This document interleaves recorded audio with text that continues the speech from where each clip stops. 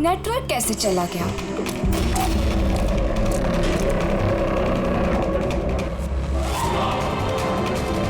Phone क्यों नहीं लग रहा?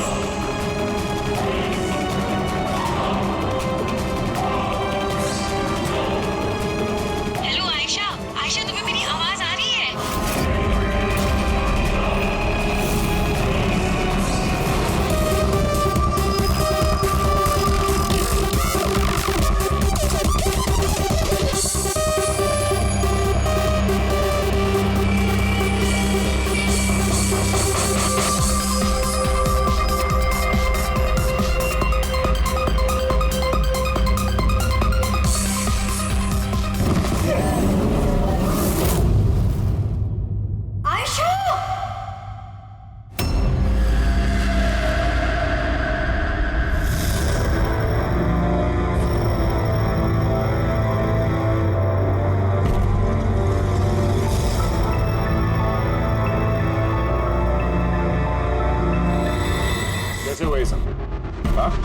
पता नहीं सर ये सब कैसे हुआ। एक कॉल अटेंड करने के लिए बाहर गई और जब वापस आई तो ये सब। तुम्हारे अलावा और कौन कौन दोस्त है आयशा के यहाँ पे? सर ये प्रीति और ये विशाल है सर, आयशा का बॉयफ्रेंड। देख के लगता है कि आयशा का किसी के साथ हाथापाई तो नहीं हुई है। ये फोन रिसीव करने के लिए बाहर गई और वहां पहले से खूनी इसका इंतजार कर रहा होगा। मतलब सर ये खूनी ने सब प्लानिंग करके किया? नहीं पंकज, ये प्लान मर्डर तो नहीं लगता, क्योंकि अगर प्लान किया होता तो उसने किसी और हथियार का इस्तेमाल किया होता, ना कि कांच का। मतलब अचानक यहाँ पे कोई गुस्सा हो गया होगा आयशा पे और मार दिया होगा। लगता तो कुछ ऐसा ही है फ्रेडी। आयशा का यहाँ पे किसी के साथ कोई झगड़ा वगैरह हुआ था? कोई कहा सुनी? हाँ? ऐसे चुप रहने से काम नहीं चलेगा। ये सीसीटीवी कैमरा है, फुटेज देखेंगे तो पता चल ही जाएगा। सॉरी सर, सीसीटीवी कैमरे काम नहीं कर रहे। What? सीसीटीवी काम नहीं कर रहा? इतनी लापरवाही? सर वो कल आखिरी गाने के दौरान धुएं की वजह से शायद टेक्निकल एरर आ गया। मैं जल्दी ठीक करवा लूंगा। ठीक कराओगे जब तुम्हारा ये क्लब वापस खुलेगा। जब तक ये केस सॉल्व नहीं होता तुम्हारा क्लब बंद। सर मुझे लगता है ये खून सौरभ ने किया है। अमीर बाप की बिगड़ी औलाद है। Hey, can I get you a drink? I mean, क्या पियेंगे आप? क्यों? तुम वेटर हो?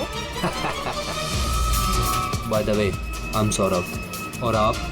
देखो, अगर तुम इस दुनिया के अकेले लड़के होते तब भी मैं तुम पे कोई इंटरेस्ट नहीं दिखाती।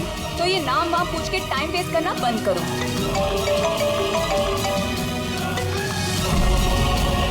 और जब आयशा ने उसे टेढ़ा जवाब दिया तो वो गुस्से में उसके पीछे पीछे बाहर तक गया था। सौरभ का? सर वो तो नहीं है। तुमसे कहा था ना मैंने, कोई भी इस क्लब से बाहर नहीं जाएगा। सर जाने नहीं दिया, शायद वो जुर्म करने के बाद ही चला गया, आयशा के अंदर आने से पहले। आयशा और सौरभ बाहर किस तरफ गए? सर उस तरफ।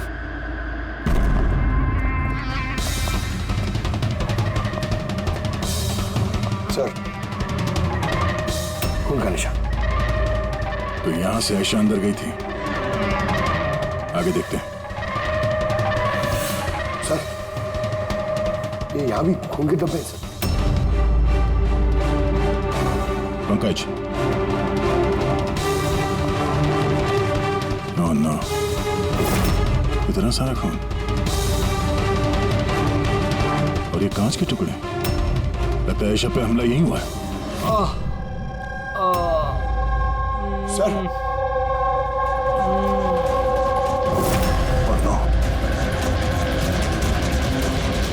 ये सौरभ तो नहीं? इसकी हालत बहुत खराब है, एम्बुलेंस को फोन करो। चलिए। इस क्लब में इतने सारे लोगों के बीच एक लड़की का खून हो जाता है। बाउंसर्स का आता पता नहीं, सीसीटीवी कैमरा है पर काम नहीं कर रहा। और तो और यहाँ पे किसी ने कुछ होते हुए देखा नहीं है ना। कमाल की बात। आयशा मुझे छोड़कर नहीं जा सकती, हमें आना ही नहीं चाहिए था। विशाल प्लीज अपने आप को दोष मत दो, प्लीज संभालो अपने आप को। आपकी सहेली का यहाँ खून हुआ है और आपका ये रवैया है? अब तक यहाँ जो कुछ भी हुआ है उससे ये लगता है कि खूनी यहाँ पर आयशा को मारने के इरादे से तो नहीं आया था, तैयारी के साथ नहीं आया था। यहाँ इस क्लब में कुछ ऐसा हुआ जिसकी वजह से वो गुस्सा हो गया और उसने आयशा का खून कर दिया और साथ में सौरभ पे भी हमला किया। मुझे लगता है कि वो खूनी आप सब में से कोई एक है। बड़ी पंकज, यहाँ जितने हैं सबके डिटेल्स ले लो। माफ कीजिएगा रामा जी, मैंने अपनी तरफ से बहुत कोशिश की,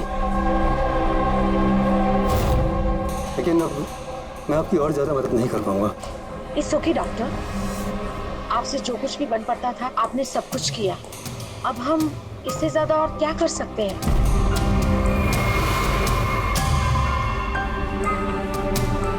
What happened, डॉक्टर? आप ठीक है ना?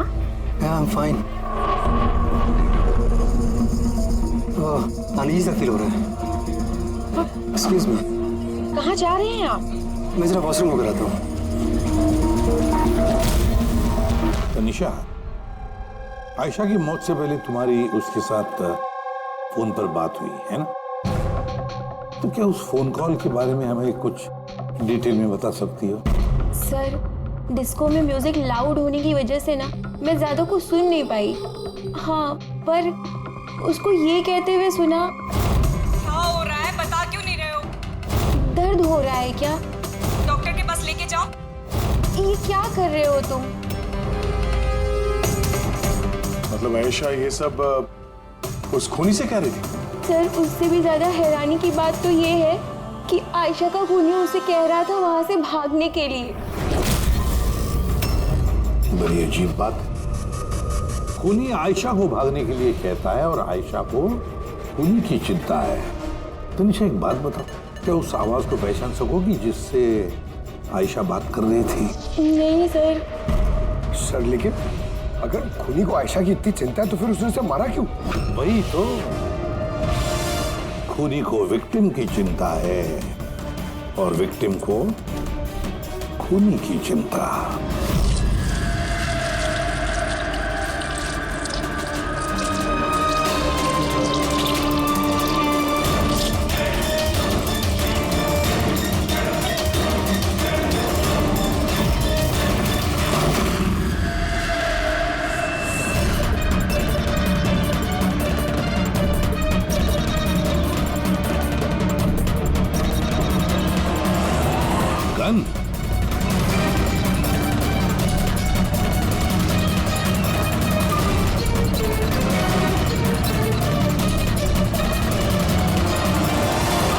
सर, इसके सर पे जो गोली लगी है उसके अलावा इसके पूरे शरीर पे कहीं भी चोट के कोई निशान नहीं है। ऐसा लगता है कि खूनी अचानक यहाँ पे आके इन पे गोली चला दी। ऐसे हुआ होगा। ये देखो, यहाँ भी खून है। एक बात समझ में नहीं आ रही सर, खूनी गन यहाँ छोड़ के क्यों गया? वो तो अपने साथ लेके भी जा सकता था गन को। वही तो बड़ी अजीब बात है कि खूनी ये गन यहाँ क्राइम सीन पर छोड़कर क्यों गया?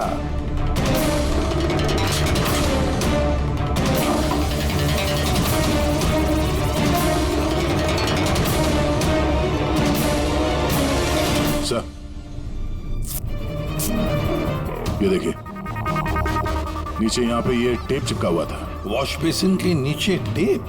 लगता है यहाँ टेप से कुछ चिपकाया था जो अभी यहाँ नहीं है। शायद इस केस से रिलेटेड कुछ हो। जरूर देखते हैं। रहमा जी, डॉक्टर यशवंत आपके डॉक्टर थे? जी हाँ। आप लोग यहीं पे बैठे थे इसी टेबल पर? जी हाँ, वो दरअसल मेरी बीमारी के सिलसिले में मुझे यहाँ पर मिलने के लिए आए थे। बहुत ही अच्छे और नेक दिल इंसान थे। आज जब आप उनसे बात कर रही थी तो आपको लगा कि किसी बात को लेकर वो परेशान थे? परेशान तो नहीं, लेकिन हाँ, अचानक उनकी तबीयत खराब हो गई थी मेरे सामने और वो एक्सक्यूज मी बोल के वॉशरूम के लिए चले गए। मैं तो सोच भी नहीं सकती थी कि ऐसा कुछ हो जाएगा।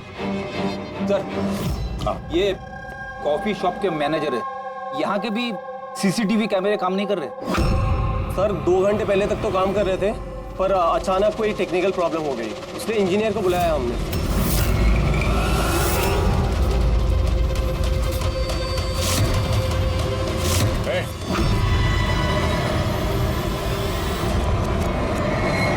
रुको जरा यहाँ ना।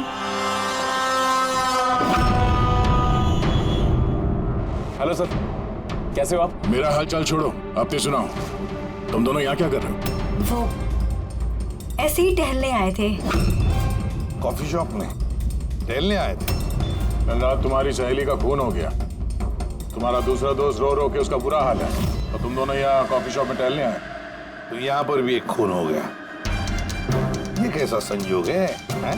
सच में संजोगी है सर, क्योंकि हम तो जानते भी नहीं कि डॉक्टर यशवंत है कौन। हेलो, ले आओ उसे ब्यूरो में। Okay ji, okay, thank you very much. पता है पंकज, बहुत सारे लोग थे डिस्को में जब आयशा का खून हुआ, और एक एक का फोन ट्रैक करना कि मर्डर के वक्त आयशा और यशवंत के पास तो नहीं था कोई। ये मेरी तो आंखें दर्द करने लगी है।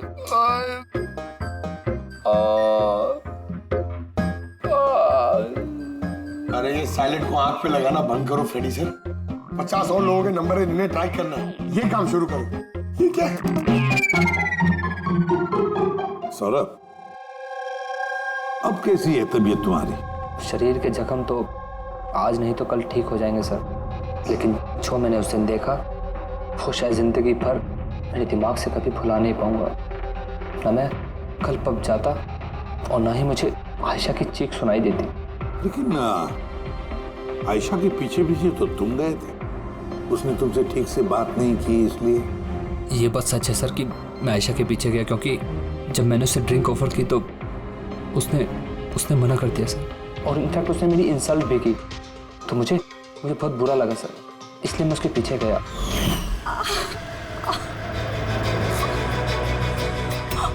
किसने किया ये सब?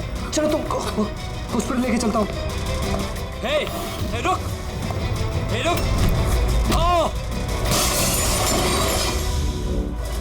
और फिर? मुझे अभी भी याद है कि जब मैंने उसकी कलाई पकड़ी तो बिल्कुल भी नॉर्मल नहीं थी, वो आम इंसानों जैसी कलाई थी ही नहीं। मुझे बिल्कुल अजीब सा एहसास हुआ सर।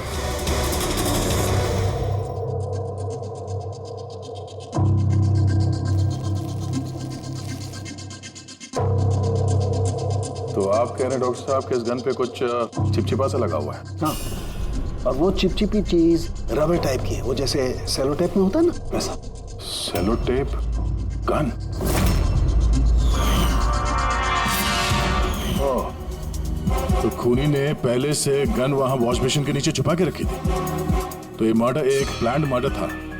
हाँ, लेकिन ये गन जिससे यशवंत का खून हुआ है और ये कांच जिससे आयशा का खून हुआ है, इन दोनों पे भी कोई भी उंगलियों के निशान नहीं मिले। लेकिन भाई, इस कांच के टुकड़े पर एक खास तरीके की कुछ केमिकल लगा हुआ है, जैसे कि वो प्लास्टिक केमिकल। अब ये इस पर क्यों लगा हुआ था, इसका क्या इस्तेमाल है, ये पता लगाना भी बाकी है। लेकिन यही केमिकल इस गन पर भी लगा हुआ है, दोनों पर। डॉक्टर साहब, आप तो कह रहे थे कि इस गन पे वो सेलो टेप का गम लगा हुआ था। वो तो है ही, उसके अलावा ये भी है। उसके अलावा ये केमिकल भी है? यानी ये दोनों मर्डर, इनका आपस में कोई ना कोई कनेक्शन जरूर है, और जुबिन का और प्रीति का दोनों क्राइम सीन पे होना कोई सहयोग नहीं था। बिल्कुल, तुम बिल्कुल ठीक कह रहे हो। और तुम्हारी बात ये एक और चीज प्रूव करती है। इन दोनों की लाशों पर मुझे एक जैसे फेरोमोन्स मिले। फेरोमोन्स यानी वो केमिकल जिनसे खुशबू आती है? हाँ, यशवंत और आयशा, इन दोनों की लाशों पर एक जैसी खुशबू।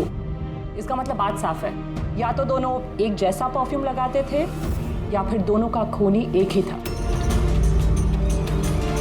जनरली एक औरत लेडीज परफ्यूम लगाती है और एक आदमी जेंट्स परफ्यूम। अब ये दोनों एक ही तरह का परफ्यूम लगाए, चांस थोड़ा कम है, यानी इन दोनों का खूनी तो एक ही है। आयशा की मौत के बारे में दो बातें पता चली है। एक उसकी दोस्त तनीषा ने बताई और दूसरी सौरभ ने बताई। तनीषा ने बताया कि खूनी ने आयशा को वहां उस पब में से भाग जाने के लिए कहा। अब दुनिया में ऐसा कौन सा खूनी है जो जिस इंसान को मारने गया है उसी से कहता है कि तू यहां से भाग जा?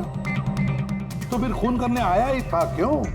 नहीं नहीं नहीं नहीं नहीं नहीं नहीं, गड़बड़ है, कुछ ना कुछ तो गड़बड़ जरूर है। और सर वो दूसरी बात कौन सी? दूसरी बात सौरभ ने बताई। सौरभ ने कहा कि खूनी की कलाई कुछ अजीब सी थी, आम इंसान की तरह नहीं थी कलाई। शायद कलाई में रिस्ट वॉच या ब्रेसलेट हो। फ्रेडी जरा दिमाग लगा के बोलो, समझे? सर, हाँ सर दोनों क्राइम सीन में एक नंबर कॉमन है सर। किसका क्राइम? आयशा के बॉयफ्रेंड विशाल का सर। विशाल? विशाल? ये विशाल तो कॉफी शॉप में दिखाई नहीं था।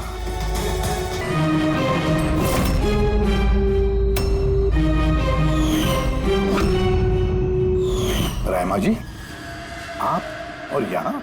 अब सर ये मेरा ही घर है, लेकिन आप लोग यहाँ पर कैसे? डॉक्टर यशवंत के खूनी के बारे में कुछ पता चला? रहमा, ये लोग कौन हैं? सीआईडी ऑफिसर्स हैं। सर प्लीज आप लोग आइए ना, प्लीज कम। सीआईडी? और सर ये मेरे हस्बैंड हैं और ये मेरा छोटा बेटा संदीप। और बड़ा बेटा विशाल, वो कहाँ है? लेकिन बात क्या है सर? मनन जी, बात यह है कि हमें शक है कि डॉक्टर यशवंत और आयशा के खून में हमें लगता शायद विशाल का कोई हाथ है। ये आप क्या कह रहे हैं? आरोप साबित नहीं हो पाया, किसी को पकड़ नहीं पाया, तो किसी को भी फंसा देंगे आप? देखिए, सीआईडी का काम है मुजरिम तक पहुंचना, ना कि किसी बेगुनाह को पकड़ के केस बंद कर देना। अब जरा प्लीज विशाल को बुलाइए। भैया खून नहीं कर सकते, अब प्लीज उन्हें पकड़ के लेके नहीं जाना। संदीप बेटा, हम तुम्हारे भैया को पकड़ने नहीं आए और ना हम ये कह रहे हैं कि तुम्हारे भैया ने कुछ किया। हम तो तुम्हारे भैया से कुछ सवाल करने वाले हैं, और क्या। आप लोगों को मुझ पर शक है? एक मिनट विशाल, तुम अंदर जाओ, मैं इन सीआईडी वालों को तुम्हें परेशान नहीं करने दूंगा। देखिए, सीआईडी के काम में दखल देना भी एक जुर्म है, इसलिए प्लीज हमें अपना काम करने दीजिए। विशाल,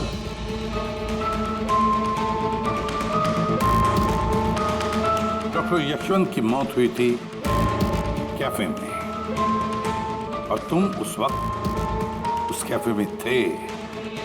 क्यों, किस लिए गए थे तुम? सर, मैं तो वहाँ पर जुबैन और प्रीति से मिलने गया था। मुझे नहीं पता था कि यशवंत अंकल वहाँ पर मम्मी से मिलने आने वाले हैं। आयशा के साथ तुम्हारी अनबन चल रही थी ना? मुझे बहुत बड़ा सदमा लगा है उसकी मौत का। पता नहीं उसके बिना मेरी लाइफ अब कैसे कटेगी। मैं कुछ दिन अकेला रहना चाहता हूँ। ठीक है, जा सकते हो तुम।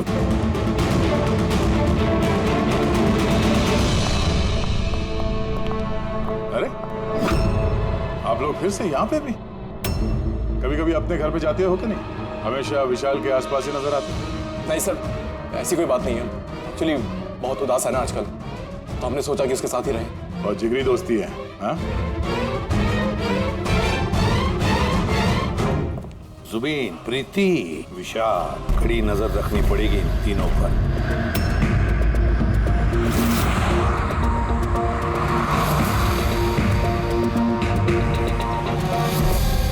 तीनों के घर पे इतने कैमरा फिट किए ना फ्रेडी सर, अगर मक्खी भी मिठाई में बैठेगी ना तो पता चल जाएगा। वैसे काम वाला, दूध वाला और सब्जी वाला, इनके जरिए खुफिया कैमरा बिठाने का आइडिया बड़ा अच्छा था। अच्छा था ना? मेरा नहीं था, दया सर का था। अच्छा? हाँ, और उन्होंने हम दोनों को यहाँ बैठा दिया ताकि हम यहाँ का सीसीटीवी फुटेज रिकॉर्ड करें।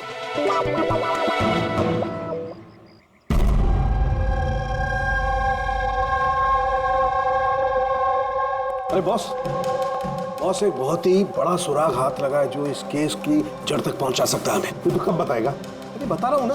तो फिर बताना जल्दी यार। अरे यार सांस तो लेने दो। तुम्हें याद है वो टूटे हुए ग्लास पर और गन पर मुझे वो प्लास्टिक केमिकल मिला था?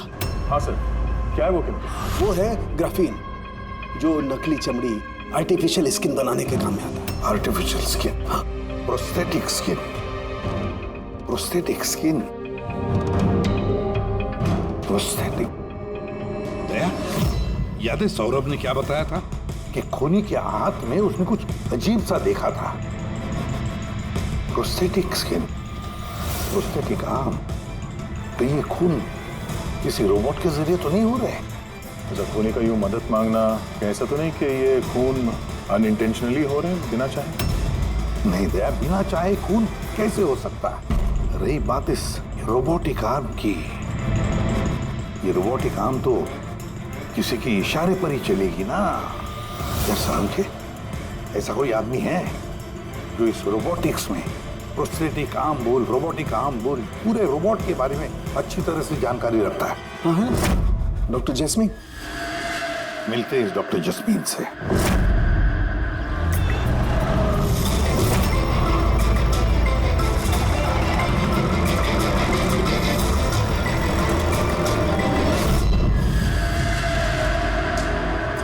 डॉक्टर जैस्मीन, हम ये जानना चाहते हैं कि अगर ये ऐसा वाला प्रोस्थेटिक हाथ लगाया हो, रोबोटिक आर्म, तो क्या वो आर्म, वो हाथ किसी दूसरे के इशारे पर काम कर सकता है? मतलब नकली बाजू लगाया गया है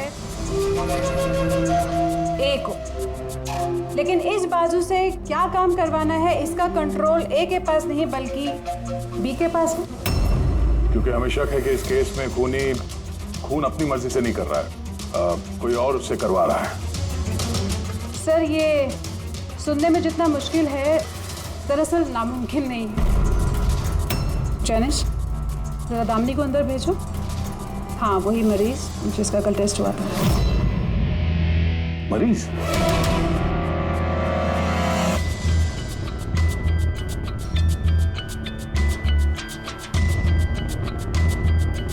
सर, दामिनी ने अपना दाहिना हाथ फैक्ट्री में काम करते हुए गंवा दिया था। हाँ सर, मशीन में आ गया था मेरा हाथ, इसलिए हमने इसे ये लू काम लगाया है जिसका कंट्रोल इंसानी दिमाग के पास ही है। एक नकली बाजू इंसानी दिमाग के जरिए काम कर रहा है, मगर कैसे? सर, साइंस ने बहुत तरक्की कर ली है। ये योला यानी लूक आर्म अपने आप में एक नया और पहला आविष्कार है। मान लीजिए इसमें एक चिप है, या यूँ कहिए इसमें एक सॉफ्टवेयर है जो इंसान के दिमाग की फ्रीक्वेंसी को पकड़कर ठीक वैसे ही काम करता है जैसे एक नॉर्मल ह्यूमन बीइंग का हैंड, उठना, बैठना, चलना, ये सभी कमांड्स को समझता है। ग्रेट, साइंस ने वाकई बहुत तरक्की की है। वाकई रोबोटिक आर्म।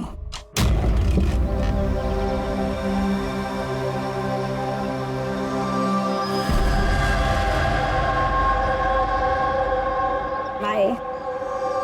वहाँ हक कर रहा है, इधर हम दोनों गाड़ी में बैठे हुए हैं।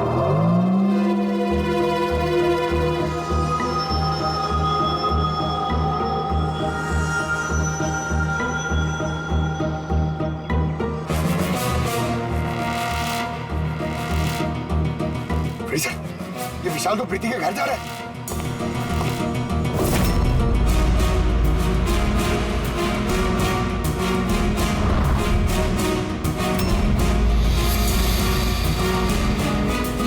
विशाल, तुम टेंशन मत लो, किसी को कुछ भी पता नहीं चलेगा। हम कोई ना कोई रास्ता निकाल लेंगे, ओके? ये लो, कॉफी पी लो।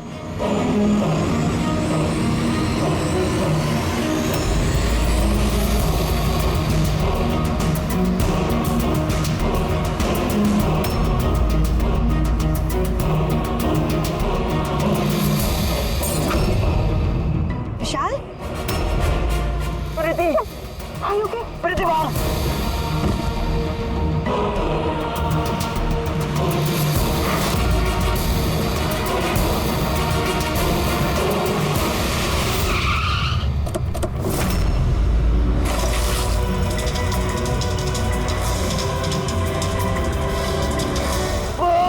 विशाल, नहीं, विशाल छोड़।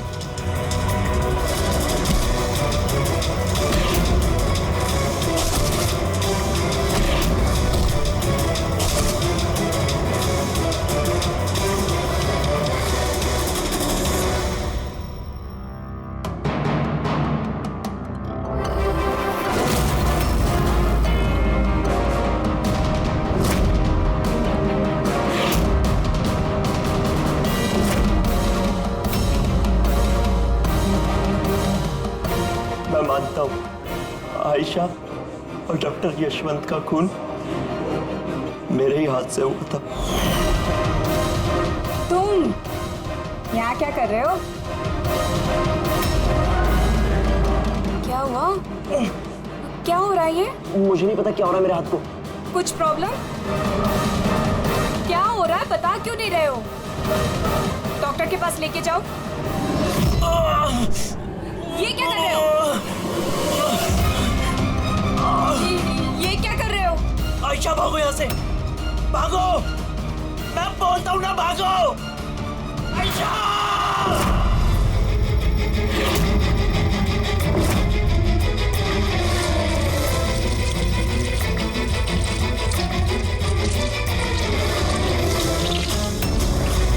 डॉक्टर निकलो यहाँ से।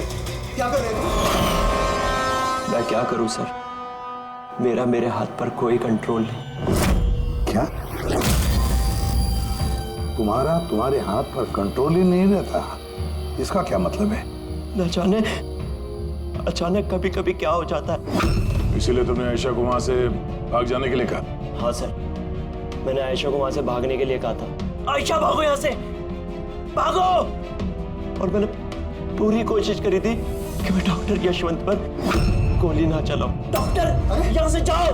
एक बात बताओ, क्यों गए थे तुम कैफे में? मैं वहां पर डॉक्टर यशवंत से अपना हाथ फिक्स कराने गया था और जुबीन, प्रीति मेरी मदद कर रहे थे क्योंकि मैं अपने घर पर नहीं बता सकता था कि आयशा का मेरे हाथों से खून हुआ। मैं जानता हूं सर, मेरी बात पर यकीन करना बहुत मुश्किल है, लेकिन सच यही है, खून मैंने नहीं बल्कि मेरे हाथ ने किया है। डॉक्टर जस्मीन, ये विशाल जो कह रहा है क्या ये सच है? मेरा मतलब है, क्या ये मुमकिन है कि एक रोबोटिक आर्म अपना ही दिमाग डेवलप करता है और फिर उसी दिमाग को लगा के कुछ भी कर सकता है? चांसेस कम है सर, मगर हाँ, अगर हाथ के अंदर लगे सॉफ्टवेयर को कोई हैक कर ले तो ऐसा हो सकता है। क्या? प्रोस्थेटिक हाथ में लगा हुआ सॉफ्टवेयर हैक किया जा सकता है?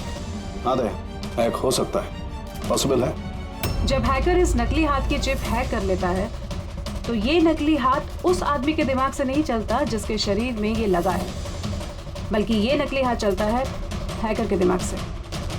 मतलब किसी ने विशाल के इस रोबोटिक आर्म के सॉफ्टवेयर को हैक किया और फिर उससे खून करवाया। सर, इससे अच्छा तो मैं एक बाजू के सहारे ही अपनी जिंदगी काट लूं, जो हाथ दूसरों की जान का दुश्मन बन जाए। ऐसा हाथ मुझे नहीं चाहिए सर। विशाल, एक बात बताओ, तो तुम्हारा ये हाथ तुमसे कहता है कि वो किसी को मारना चाहता है, तब तुम क्या सोचते हो? क्या होता है तुम्हारे दिमाग में? कैसी अवस्था होती है तुम्हारी? सर, 2-3 मिनट लगते हैं। मैं पूरी कोशिश करता हूं अपने हाथ को काबू में करने की, लेकिन 2 मिनट के बाद जीत मेरे हाथ की होती है सर।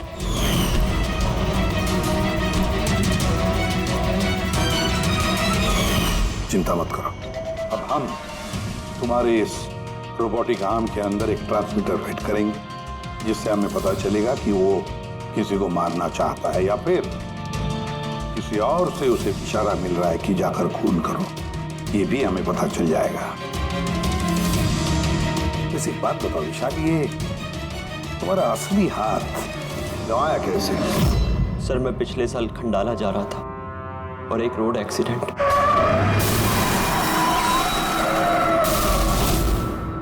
बस। जिंदगी में हमें कई बार इम्तिहान देना पड़ता है। सर, मेरे इम्तिहान तो खत्म होने का नाम ही नहीं ले रहे हैं। जब नकली हाथ के साथ जिंदगी जीने की आदत डाली तो उसी नकली हाथ ने मेरी जिंदगी बर्बाद कर दी। विशाल, तुमसे वादा करता हूं कि ना तुम्हें एक हाथ के साथ जिंदगी गुजारनी पड़ेगी और ना ही वो असली मुजरिम आजाद घूम पाएगा।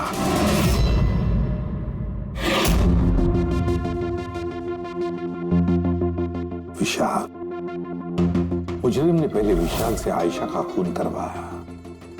आयशा, जिससे विशाल बेहद प्यार करता था। फिर खून करवाया डॉक्टर यशवंत का, विशाल की मदद करते थे और फिर जान लेनी चाहिए प्रीति की, जो विशाल की दोस्त थी। सारे के सारे विशाल के शुभचिंतक,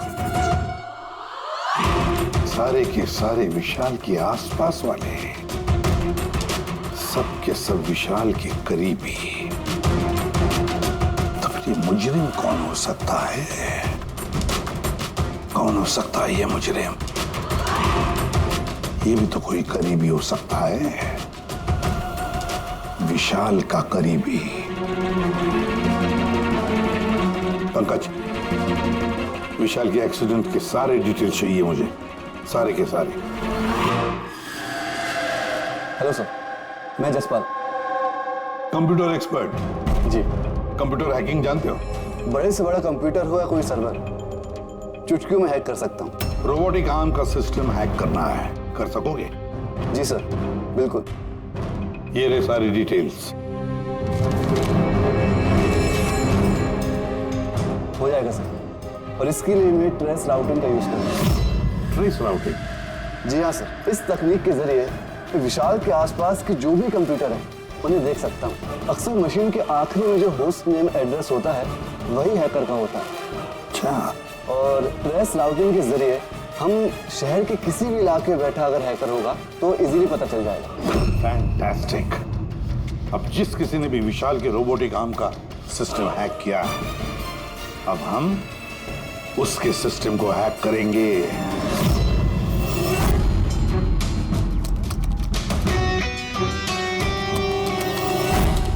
ये देखिए सर, इस वक्त विशाल के आसपास ये सारे कंप्यूटर चालू हैं और इन्हीं में से एक कंप्यूटर है उस हैकर का। बस एक बार पता चल जाए वो कंप्यूटर कौन सा है, फिर हमारा काम आसान हो जाएगा। जसपाल जल्दी करो, हमारे पास वक्त बहुत कम है। विशाल ने आज मुझे घर पे क्यों बुलाया है? अंकल आंटी भी नहीं है और पता नहीं क्या बात है।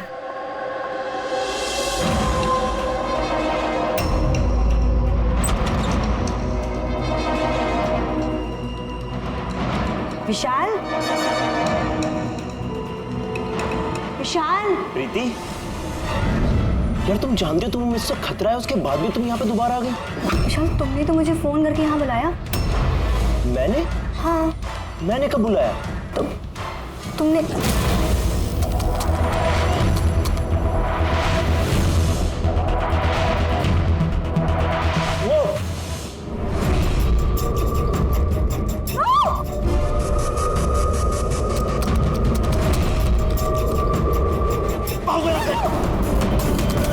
विशाल, विशाल प्लीज भागो यहाँ से।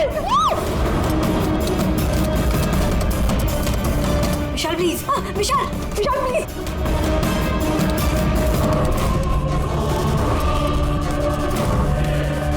यस सर, उस हैकर की लोकेशन मिल गई है। सर आप यहाँ पे। विशाल प्लीज।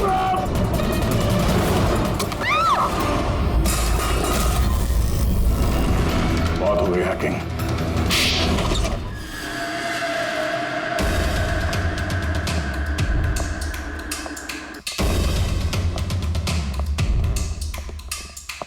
फिर आ गए आप लोग। अब ये मत कहिएगा कि आप विशाल को पकड़ने के लिए आए। जी नहीं, हम विशाल को पकड़ने नहीं आए, खूनी को पकड़ने के लिए, जो इस वक्त यहाँ पर मौजूद है। नहीं, और यहाँ पर क्या कह रहे हैं आप? अब अपना झूठा इल्जाम आप किसके ऊपर लगाने आए हैं? मनन जी, पिछले साल एक गाड़ी का एक्सीडेंट हुआ था कंडाला में। 3 लोग थे उस गाड़ी में। 22 साल का लड़का विशाल, 15 साल का बच्चा संदीप और 9 साल की छोटी बच्ची सोनिया। गाड़ी विशाल चला रहा था। कार का एक्सीडेंट बहुत बुरा था। बच्ची सोनिया की जगह पे मौत हो गई और संदीप पैरालाइज हो गया। ये अभी चल नहीं सकता। ये सब आपको कैसे पता चला अंकल? इस एक्सीडेंट में सबसे कम चोट लगी विशाल को। हालांकि जो चोट लगी वो कम नहीं, विशाल को अपना हाथ गंवाना पड़ा। वैसे विशाल आपका सौतेला बेटा है ना? सर विशाल मेरे लिए सके से भी बढ़कर है। सर आई रिक्वेस्ट यू, आप विशाल के लिए सौतेला शब्द यूज मत कीजिए सर। आई एम सॉरी मनन जी। काश सभी माता पिता आप जैसा विचार करते हैं। काश रहमा जी ऐसा विचार करती है ना रहमा जी। वैसे आपके मन में बहुत गुस्सा है ना विशाल के लिए, क्योंकि विशाल की वजह से आपको अपनी सगी बेटी गंवानी पड़ी और आपका सगा बेटा जिंदगी भर चल फिर नहीं सकता। आप क्या कहना चाहते हैं? हम क्या कहना चाहते हैं वो अभी पता चल जाएगा। पंकज,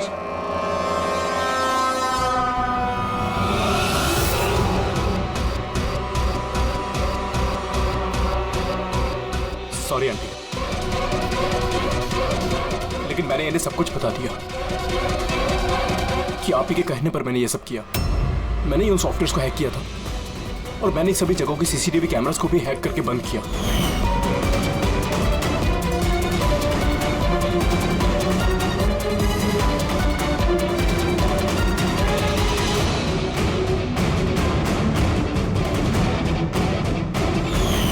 विशाल से बदला लेने के लिए पहले उसकी गर्लफ्रेंड को मारा, उसके बाद उस डॉक्टर को जो विशाल की मदद कर सकता था, उसके बाद प्रीति पर हमला।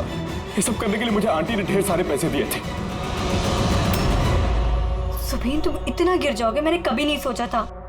चलिए, सच्चाई अब आप सबके सामने आ ही गई है, तो मैं आप सबको ये भी बता दूं कि मैं तुम्हें मारने के बाद खुद मनन को भी मारने वाली थी, क्योंकि जिस तरह से मेरे अपनों ने चोट खाई है, मैं भी चाहती थी कि विशाल भी उसी दर्द से गुजरे, उसे भी उतनी ही तकलीफ हो। वो एक्सीडेंट था, एक गलती। गलती? तुम्हारी एक गलती की वजह से मेरी पूरी जिंदगी में अंधेरा छा गया। तुमने लापरवाही से गाड़ी चलाई और सजा किसको मिली? मुझे और मेरे बच्चों को। मम्मी, मैंने हमेशा तुम्हें मां नहीं भगवान समझा।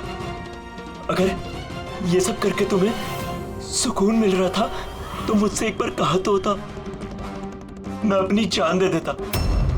मुझे तुम्हारी जान नहीं चाहिए थी, मैं तो तुम्हें जीते जी दुख भरी जिंदगी देना चाहती थी। और आप सब मुझे दोष नहीं दे सकते, क्योंकि मैंने जो कुछ भी किया वो मैंने ममता के लिए किया। रहमा जी, मां इतना हल्का शब्द नहीं जो किसी औरत को मुजरिम बना दे। अरे मां तो वो होती है जो सिर्फ अपने ही नहीं दूसरों के बच्चों को ममता, प्यार और स्नेह से देखती है। विशाल भले तुम्हारा सगा बेटा नहीं था, लेकिन बेटा तो था ना, वो तुम्हारे परिवार का हिस्सा था। वो कोई मां अपने बेटे से बदला कैसा ले सकती है? हाँ? वो भी इस तरह का बदला। दो लोगों को जाने गंवाई पड़ी।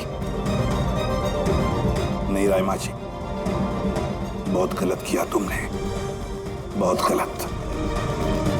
कानून तुम्हें कभी माफ नहीं करेगा, कभी माफ नहीं करेगा। कड़ी से कड़ी सजा होगी तुम्हें।